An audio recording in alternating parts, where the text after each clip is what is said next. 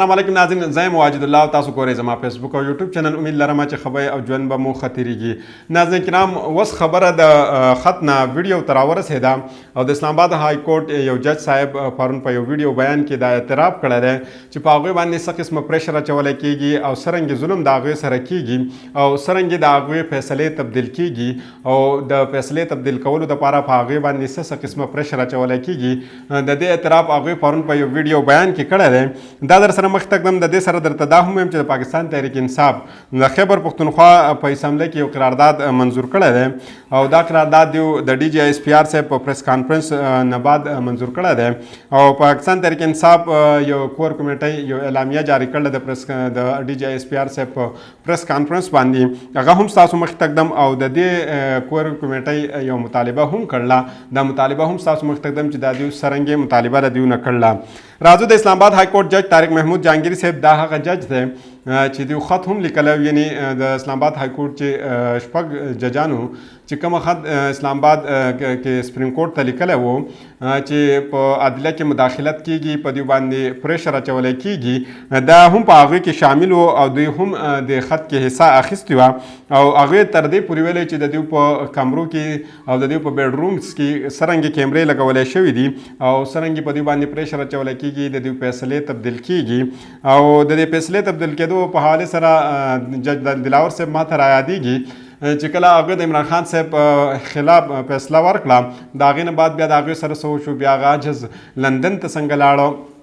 په لندن کې بیا د هغوی سره څه وشو او شاید هغه به د لندن نه اوس واپس هم نه وي راغلی. ځینې ججان غواړي هم نه چې څه قسم ځینې فیصلې ورکړي، خو په هغې باندې د بره نه دومره پریشر وي، هغې پریشرایز کېږي د بچو په حوالې سره، د مور پلار په حوالې سره یا د هغوی د فیوچر په حوالې سره چې هغه ځانان غواړي هم نه خو هغه فیصله ورکړي او د هغې نه بعد بیا هغه ټول عمر په دې باندې خفه وي او هغوی دا هم ویلي چې څنګه انټرفیرنس کېږي په دوی په فیصلو کې او څرنګه دوی فیصلې تبدیل کېږي.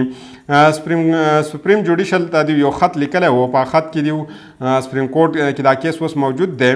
یعنی کوم خط کې چې دوی ویلي چې په عدلیه کې مداخلت کېږي او سپریم کورټ په دې فیصله ورکوي، دا ګورو په راتلونکي وخت کې. مخکې راځو هغوی پرون یو خطاب کړی دی او په خطاب کې هغه ویلي چې د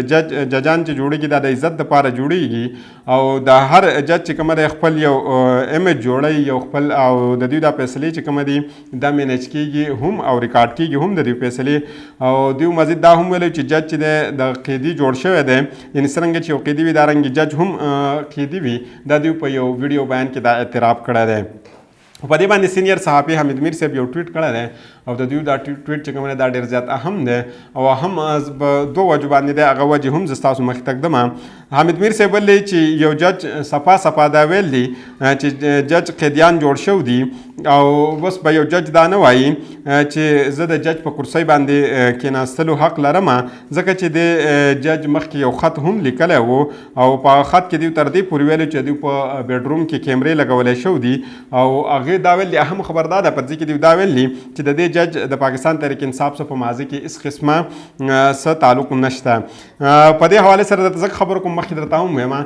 چې پاکستان کې نن څوک حق فیصله ورکوي، یو جج یا د پاکستان تحریک انصاف په حق کې جج ورکوي، یعنې حقیقت باندې مبني یو فیصله څوک ورکوي یو جج، یا د پاکستان تحریک انصاف په حق کې جج یو فیصله ورکوي، نو د پاکستان خلک هغه دا شکایت کوي چې د تعلق د پاکستان تحریک انصاف سره د څرنګې موږ لیدل و چې د کراچۍ د راولپنډۍ کمشنر صاحب ویلي چې هغې څه طریقې سره دانلي کړې وه د پاکستان تحریک انصاف سیټونه پاکستان مسلم لیگ نون ته څرنګه ورکړي وو. د هغې نه بعد په ریپورټ کې دا خبره هم راغله چې د دوی تعلق د پاکستان تحریک انصاف سره نه دی بلکې د دوی د زیات خاندان د کسانو تعلق د پاکستان مسلم لیگ نون سره دی. خو د هغې باوجود به خلکو هم دا ویلې چې دغه کمشنر صاحب چې دی دوی په راتلونکي وخت کې پاکستان تحریک انصاف جاین کولو اراده وه، دوی د پاکستان تحریک انصاف ته قربتونه نږدې کولو اراده وه، یعنې دارنګې په ججانو باندې هم دا الزامات لګي چې دوی د پاکستان تحریک انصاف طرف ته چې کومه دی دوی بینډ شو دي، پاکستان تحریک انصاف طرف ته نږدې کولو کوشش کوي. نو دا حمید میر صاحب دا ویلي چې د تعلق په ماضي کې هم د پاکستان تحریک انصاف سره نه دی پاتې شوی او په دې موجوده وخت کې خو دا ناممکنه ده چې د پاکستان تحریک انصاف سره دی تعلق جوړ کړی شي. بیا هغه ویلې چې که چېرته ججانو ته انصاف میلاو نه شو نو په عدلیه باندې به د عوامو هغه اعتماد چې کوم دی هغه به ختم شي. دا هم ډېره زیاته اهمه خبره ده ځکه چې ججانو ته انصاف نه میلاویږي نو عام سړي ته به انصاف څرنګه میلاو شي او د هغې وجه نن موږ دا هم وینو لکه څرنګه چې په تېر شوي ویډیو کې تاسو ته ما وویلی چې په پاکستان کې په هر ښار کې په هر یو ځای کې په هر کلي کې خلکو قانون په خپل لاس کې اخیستی دی او په خپل لاس کې هغې قانون اخیستی هم د دې وجې نه دی چې هغې ته انصاف نه میلاویږي. لکه پرون موږ په کشمیر کې ولده چې د اسسټنټ کمشنر سره څه وشو بیا د هغې نه بعد موږ په لاهور کې ولده چې په لاهور کې څه وشو دارنګ موږ د خیبر پښتونخوا په ډېرو سیمو کې دا هم وینو چې هلته څه روان دي ځکه چې خیبر پښتونخوا ډېرې سیمې دا دي چې هغلته میډیا لکه کمزوري ده نو هلته میډیا په اسانۍ سره کوریج نه کوي نو هلته هم د هر څه روان وي خو دا مخې ته په میډیا باندې نه راځي د هغې د وجې نه موږ ته ډېر زیات نه ښکاره کېږي نو دا د خلکو هغه اعتماد چې کومه دی د عدلیې نه ختم شوی دی یعنې یو کس که په عدلیه باندې اعتماد وکړي عدلیه یو فیصله وکړي نو د هغې نه بعد داسې یو اداره نشي چې هغه امپلیمنټ کړي ځکه چې هغه پریشرایز کېږي د هغو فیصلې مینیج کېږي په هغوی باندې پریشر اچولی کېږي. مخکې راځو تاسو وایو د خیبر پښتونخوا په حوالې سره چې د خیبر پښتونخوا اسمبلی کې د 9 مئی د واقعات متعلق یو قرارداد متفقه طور باندې منظور کړی شوی دی او په دې چې کومه متفقه طور باندې د دوی دا کومه قرارداد منظور شوی دی په دې کې دوی ویل چې عمران خان صاحب او بشرا بیبي صاحب خلاف چې کومه دروغ مقدمات دي دا دې ختم کړی شي او جوډیشل انکوایري دې په دې وشي او چې کله جوډیشنل انکوایري کېږي نو په هغه وخت کې د سی سی ټي وي فوټیجز معاینه دې هم وکړی شي او چې څومره فریقین دي هغې بیانات دې هم قلمبند کړي او د دې سره سره په دې قرارداد کې دا مطالبه هم شو ده چې عمران خان صاحب دې هم رازاد کړی شي او بشرا بیبي صاحبه دې هم رازاده کړی شي. د دې نه مخکې او دا قرارداد د پاکستان تحریک انصاف سینیر رهنما مشتاق غني صاحب په اسمبلی کې پیش کړی دی. بیا راځو تاسو دا چې ډي جی ایس پی آر صاحب چې کومه اهمترین پریس کانفرنس کړی وو د هغې په هغې باندې پاکستان تحریک انصاف کور کمیټۍ نن یو اعلامیه جاري کړله او د دې سره سره هغوی یو مطالبه هم کړله. ډي جی ایس پی آر صاحب د جانب نه چې کومه هغې دا ویل دی چې ډي جی ایس پی آر صاحب چې څومره د کروڑونو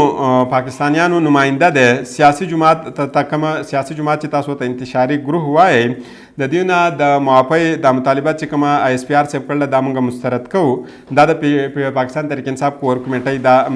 اعلامیه جاري کړله. د دې سره سره دوی دا مطالبه هم کړله چې سکیورټي ادارې چې دي دا په سیاست کې مداخلت نه کوي او د دوی دا سیاست کې مداخلت چې دی دا بهوده روایت چې دی دوی ختم کړي او چې څومره شهریان دي څومره د پاکستان اوسېدونکي دي د هغې سلامتۍ د دوی خپل فرض وګڼي او دا خپله فرض دي دوی ادا کړي دا د پاکستان تحریک انصاف د هغوی نه مطالبه وه. ارشاد بټي صاحب تاسو پیژنئ چې دا ډېر سینیر صحافي دی او په سیاست باندې دوی ډېر ښه پوهېږي ځکه چې په سیاست کې دوی ډېر ټیم واړه ډېر وخت ته پورې دوی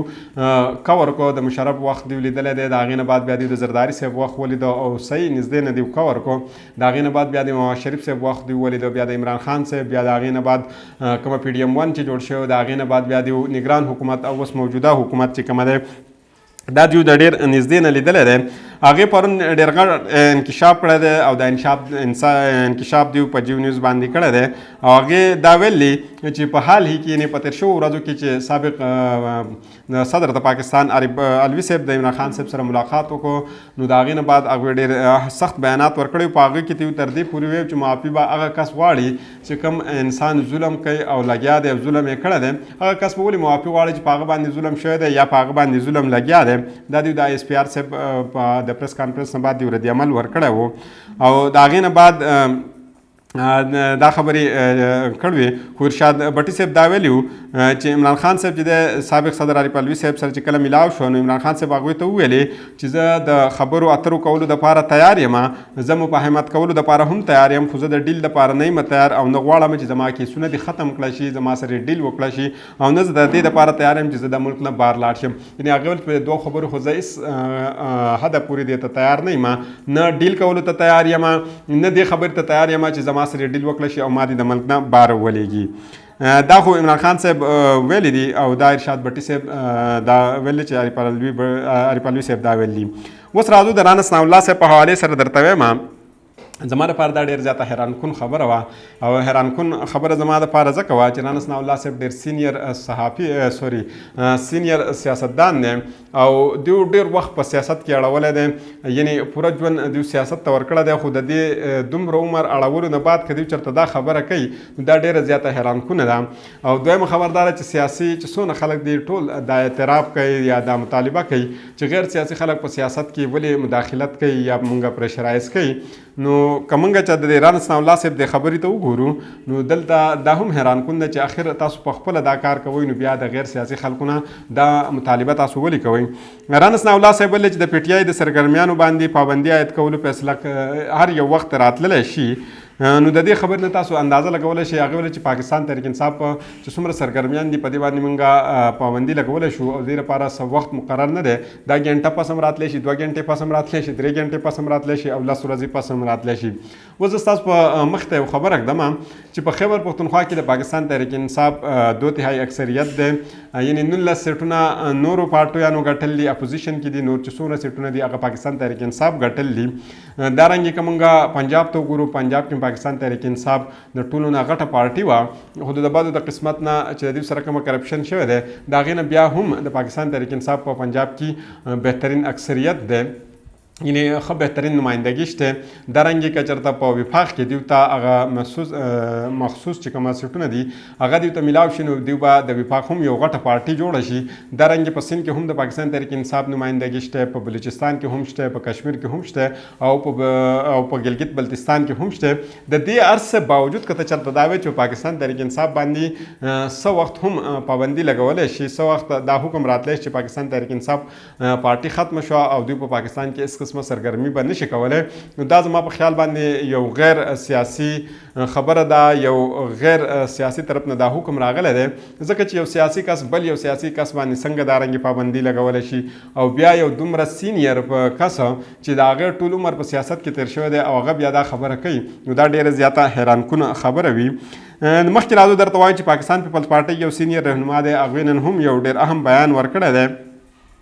او هغوی دا ویل دي چې د خبرې اترو کولو نه مخکې چاته دا ویل چې تاسو معافي وغواړئ هغه ویل چې او هغوی د جرم تعین نه یې کړی نو د دې دا فیصله چې کومه ده دا مترادفه ده او دا داسې ښکاره کېږي چې لکه دا یو تکبر دی او یو خودراست بازي ده یعنې تا لاول یو کس سره د کېناستلی نه یې خبرې اترو ته د هغې نه بعد هغه جرم نه دی کړی نه هغه د دې اعتراف کړلی چې دا جرم ما کړی دی یا هغه نه تردید کړی چې دا جرم ما نه دی کړی او دا هغه هر څه نه مخکې اول ته د دا وایي چې ته معافي وغواړه د هغې نه بعد به دواړه کینو بیا به خبره کوو دا خبرې نه پس به بیا ته دا خبره اکسپټ کوې یا نه اکسپټ کوې چې دا جرم تا کړی دی نه دی د هغې نه بعد بیا دا جرم په تا باندې ثابت کېږي نه ثابت کېږي ځکه اندازه خو دا ده چې د دې جرم د ثابت کېدو دپاره به ډېر مشکلات ځکه وي چې کله دا ایس پي آر صاحب نه دا تپوس وکړه چې جوډیشل کمیشن په دې باندې ولې نه جوړېږي نو هغوی ویل چې 2014 په درنه باندې ولې نه جوړېږي بیا په منسټر هاوس باندې چې کومه حمله شوه په هغې ولې نه جوړېږي په پی ټي وي چې کومه حمله شوه نو په هغې ولې نه جوړېږي یعنې دوه مختلف معاملات دي یو معامله یو تنصیبات دي یو د ملک یو ادارې ته نقصان رسېدلی دی او بل طرف ته د یو سیاسي پارټۍ خلاف یو درنه ورکړی شو دا یو سیاسي مفادات دي په هغې کې ته دا دواړه کمپیر کړې نو دا تقریبا زما په خیال باندې مناسبه خبره نه ده خو دا د پاکستان پیپلز پارټۍ د رهنما دا بیان ورکړی دی اوس راځو جاوید هاشمي صاحب طرف ته جاوید هاشمي صاحب تاسو پیژنئ چې ډېر سینیر صحافي دی سینیر سیاستدان دی او تاسو دا پیژنئ چې د پیپلز پارټۍ کې هم پاتې شوی دی په پاکستان مسلم لیگ نوم کې هم پاتې شوی دی او په پاکستان تحریک انصاف کې هم پاتې شوی دی او په 2014 کې دوی د عمران خان صاحب سره څه اختلافات راغلي د هغې نه بعد دوی پاکستان تحریک انصاف پرېښودو او بیا یې پاکستان مسلم لیگ نوم دوی دوباره جاین کو هغوی ویلی دي چې کم کسانو د 9 مۍ نه بعد د 9 مۍ د واقعې نه بعد هغوی پریس کانفرنس کړی دی او پاکستان تحریک انصاف یې پرېښی دی هغه اوس په دې خپلو خبرو باندې یا د پاکستان تحریک انصاف پرېښودلو باندې شرمنده دي او دوی ګرځي او دوی وایي چې زموږ سلنډر کړی و په مونږه او هغې دا تپوس هم کوي چې اوس مونږ روان یو او خوار یو او ذلیل یو او زموږ نه دا تپوس هم څوک نه کوي چې تاسو څوک انسانان وئ ځناور وئ سم کول سم نه کول چېرته ځئ چېرته نه ځئ خو په دې ټیم کې ماته د راجا ریاض صاحب هغه یو خبره را یادېږي چې هغې ویله چې اوس زما نه څوک دا تپوس هم نه کوي چې ته څوک یې ته څوک نه یې او څه دې کول او څه دې نه کول. یعنې اول چې کله زما ضرورت و نو چې څرنګې منډیانې لګېدې په سین هاوس کې نو هغې ته زه راوغوښتلم زما بېعزتي وشوه څومره زما سره ظلم وشو. خو نن زما نه څوک دا تپوس نه کوي چې راجا ریاض صاحب ته څوک یې که ته چېرته د سبزۍ یو ټیه لګول غواړې ته د سبزۍ یو ریړه چېرته لګول غواړې چې تا دپاره موږ تا ته پیسې درکړو تا ته موږ سودا درکړو نو هغه چې د هغې دپاره هم زما نه څوک تپوس نه کوي. زما حالات دې ځای ته را رسېدل دي. نو دارنګې د پاکستان تحریک انصاف چې چا د 9 مهینه بعد پرېښی دی او پریس کانفرنس یې کړی دی هغې ځانانو ته دا اندازه نه وه چې عمران خان صاحب به دومره مزاحمت کوي عمران خان صاحب به دومره ودرېږي. د هغو ذهن کې دا وه چې څرنګې دا نور پارټۍ د لیډران چې کومه دی نواز شریف صاحب دی یا زرداري صاحب دی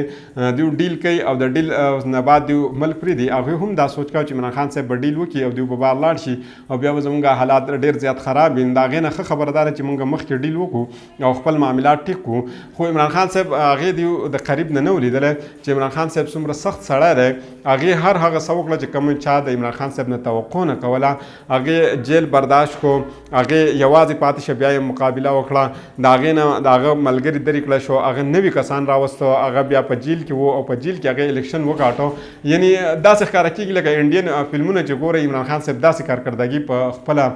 ادا کړه. نو په دې وخت کې د هغې دپاره ډېر زیات پریشاني ده او خفه دی کوم کسانو چې پاکستان تحریک انصاف پرېښودی دی د 9 مهینه بعد. نو دا فیصله به اوس چې عمران خان صاحب کله د جیل نه بهر راوځي هغه به د دې نه بعد فیصله کوي چې کوم کسان واپس پاکستان تحریک انصاف ته راتلی شي او کومه نه شي راتلی. نو د بلې ویډیو پورې ماته اجازت راکړئ. د الله په امان.